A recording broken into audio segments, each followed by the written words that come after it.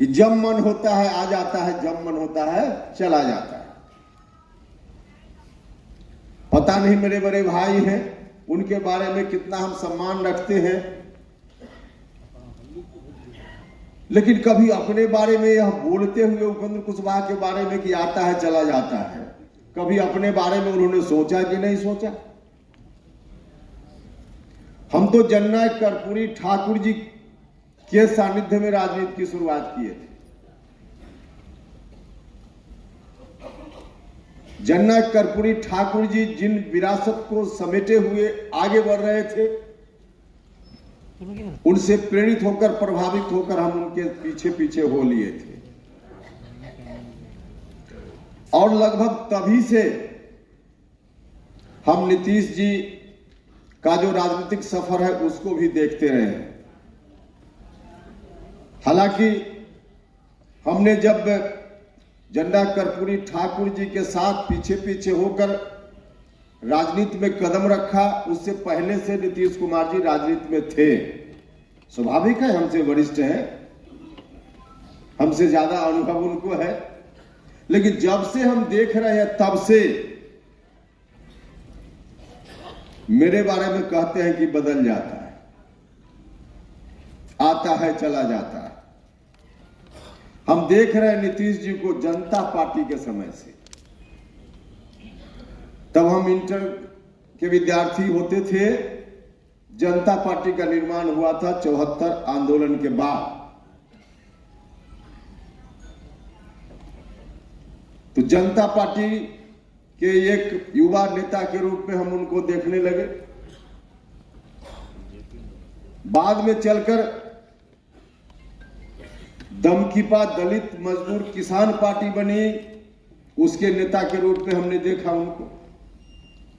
फिर बाद में चलकर लोकदल बना, लोकदल के नेता के रूप में हमने देखा उनको। फिर आगे चलकर लोकदल चौधरी चरण सिंह बना, इस पार्टी के नेता के रूप में हमने उनको देखा।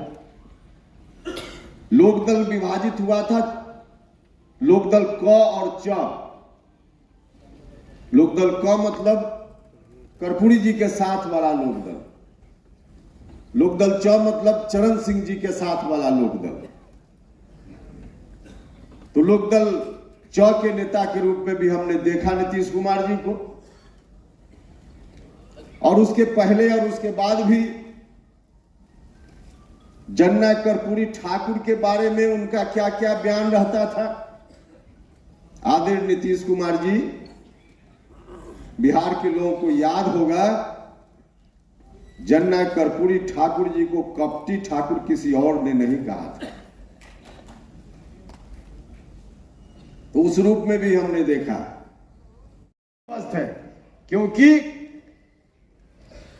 एक तरह से कहिए कि जनता दल यूनाइटेड जो खाली डब्बा हो गया, इस तरह की स्थिति में लाने के लिए कोई और जिम्मेवार नहीं है, सिर्फ और सिर्फ इस पार्टी के मुखिया नीतीश कुमार जी जिम्मेवार हैं। वह जो कहा जाता है कि अपने पैर में कुल्हाड़ी मार लेना, तो नीतीश जी ने खुद ही अपने पैर में कुल्हाड़ी मारने का काम किया है। तो जनता दल यूनाइटेड का जो जनाधार था, जिस जनाधार के चलते इस पार्टी को ताकत मिलती थी, वह जनाधार ही आज इससे गायब है। और गायब है सिर्फ हम बोल नहीं रहे, अब प्रमाणित है। महागठबंधन जब बना था तो बहुत उत्साहित थे लोग, समीकरण जोड़ते थे कागज पर, इतना वोट इतना वोट इतना वोट, और कहते थे कि अब कहां, अब तो 80 और 20 की लड़ाई है, 100 में 20 लोग हमारे साथ हैं। उपचुनाव हुआ ना मुजफ्फरपुर के कुरहनी में, पता चल गया ना। बगल में चुनाव हुआ मोकामा, पता चल गया ना कि इस जनाधार के लोगों ने कहां वोट दिया।